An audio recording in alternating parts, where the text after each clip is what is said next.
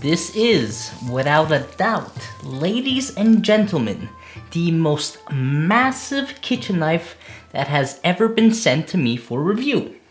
Its creator and I have already chosen a name for it. Meet Leviathan.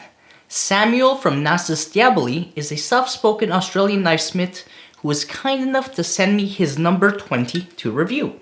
And let me say this right up front, if this knife isn't a fluke, he has a very bright future ahead of him. Today, we're going to meet Samuel, unbox Leviathan, put it up against ingredients you'd expect a knife like this to tackle, and a few you probably wouldn't.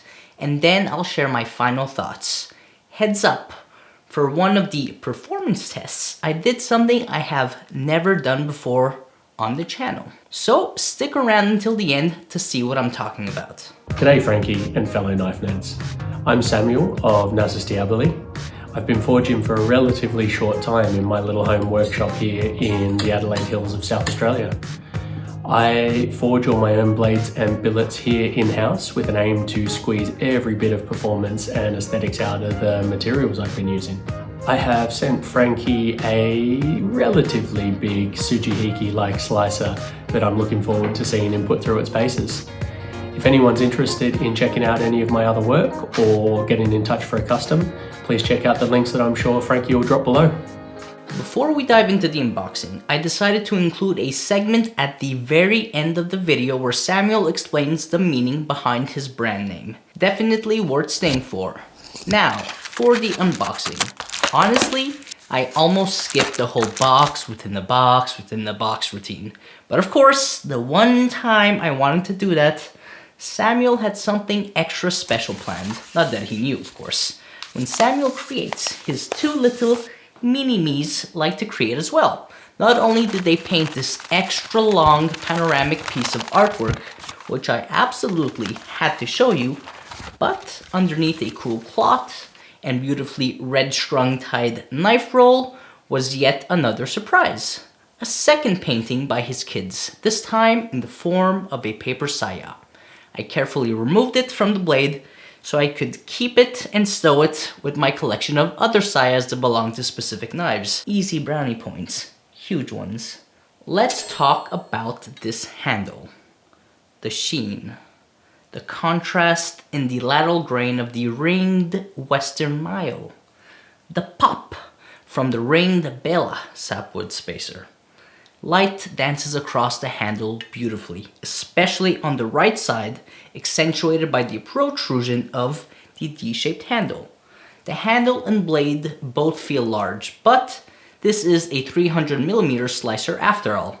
The spicy white core sandwiched in san-mai with in-house laminated antique wrought iron gives this knife an incredibly high contrast look.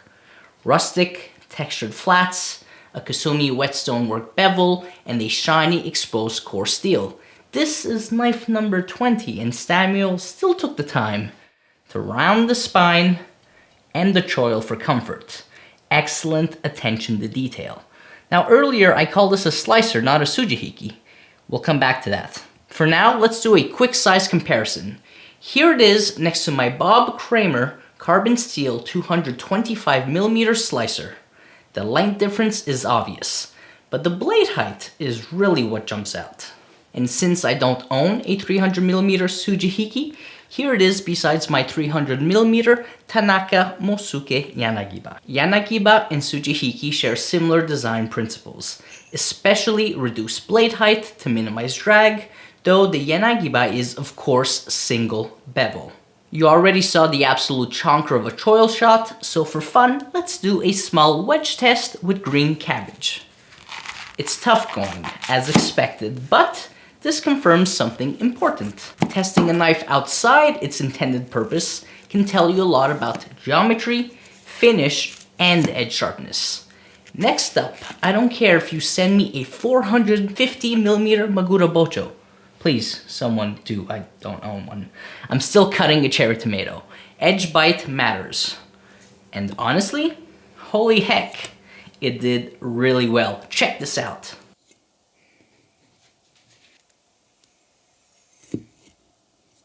Now this next ingredient, I'm not gonna lie, I just wanted to have fun. Can't a guy enjoy a really large knife with a really large zucchini? Don't answer that. Of course he can.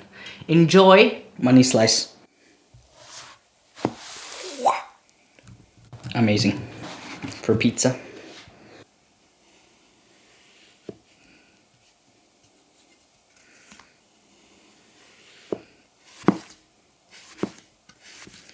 Okay, I was doing this kind of just for fun as a test because it's a big ingredient, and so I thought this slice would look really cool, but it's working really nice with that high polished edge. Super fun to use.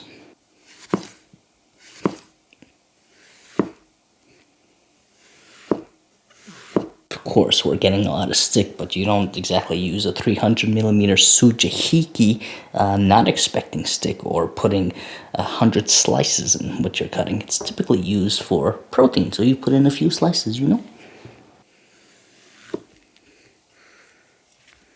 And finally, meat. Sweet, sweet meat. I've cut riblets on camera before, but I don't think I've ever cut 4 rows at once. Leviathan, do what you were designed to do. Slice, slice, and slicing. And unsurprisingly, this is where it really shines. Great weight, clean cuts, effortless slicing.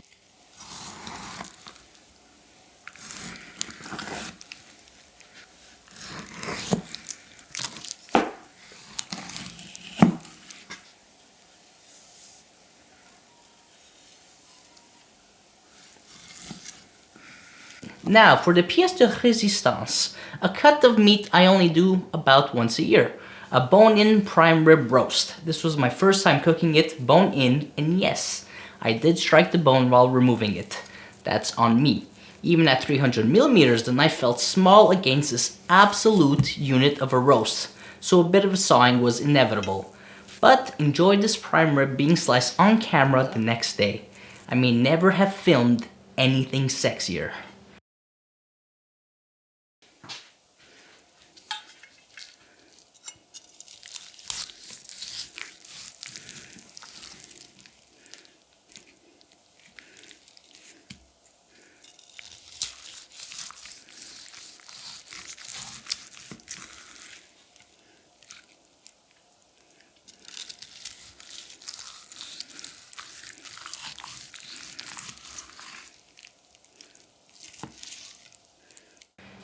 Giant knife, giant shallot, why not?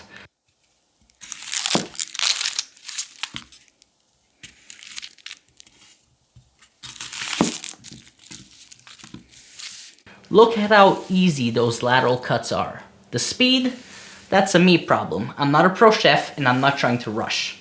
With so many knives of different shapes and sizes, I wanted control more than speed. And this knife delivered.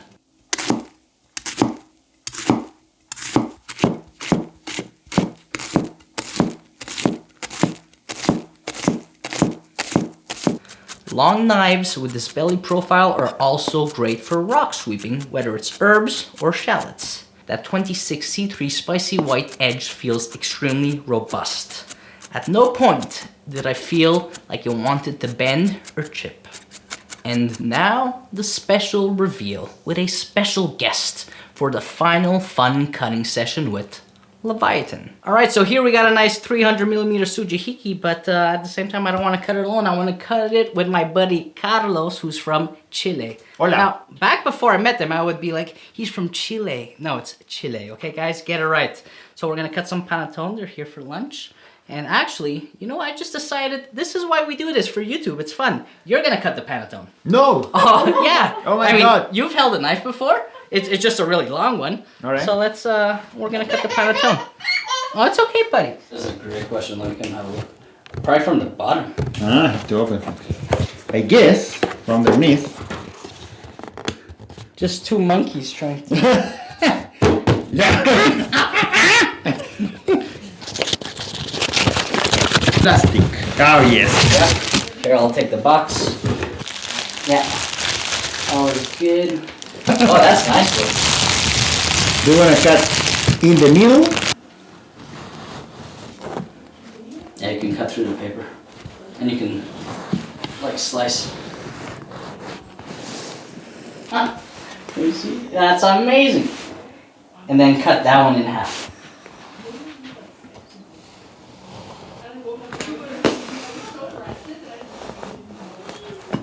Amazing. Beautiful. I'm gonna show Carlos's face. Oh, look at that guy. Yeah! Now, Samuel described this as a Sujihiki-esque meat slicer, and I've used that term too. But honestly, I think we can drop Sujihiki altogether. As a 300mm meat slicer, I had an absolute blast using it. That said, I'd love to see a future version with a few changes. About 25% less blade height to reduce drag, and a 25% smaller handle to match. A thinner primary bevel overall. Right now, the knife feels massive in every dimension, and I don't think it needs to. The D-shaped handle is well executed, but the flaring on the right side adds to that oversized feel. FYI, he asked for handle input, and me specifically told him I thought a D-shaped handle would work best on the knife.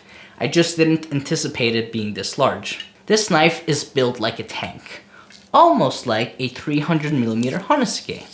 Even the choil reminds me of a great Honosuke bevel. Resilient, bone resistant, and confidence inspiring. With less height and a narrower bevel, I think it would perform even better at its intended job, slicing meat. That said, I wouldn't change anything about the handle construction, blade finish, exposed core steel, steel material choices, or fit and finish. Samuel absolutely knocked it out of the park. It blows my mind that this is knife number 20. You saw how well it performed at most tasks I threw at it. Yeah, I'm being critical here because I have to, but it was surprising on every aspect. On the cherry tomato as well. Phenomenal textured nishiji, beautiful whetstone polished bevels, great contrast between the spicy white core and antique wrought iron, a nice, usable, thin tip, premium handle materials, beauty patina that developed over time. I like spicy white steel a lot for this. And above all, something even many experienced makers miss. Perfectly chamfered spine, choil, and even handle. Check out the butt. Details that matter, details that make a knife incredibly comfortable to use. This knife is for someone who wants to support a rising maker, someone who already understands that the devil is in the details. It's rare to see makers this early in their career taking the time to chamfer, polish, and finish like this. Samuel, well done, mate. Thank you so much for sending me Leviathan. She doesn't fit on a knife rack or bar. I've tried, but I know exactly where she'll be displayed. Thanks for watching, guys, and I'll see you in the next one. Can't believe I said spicy white corn. Great contrast between the spicy white corn and it. Thanks Frankie for the review, and thanks everyone for checking out the knife I made for him.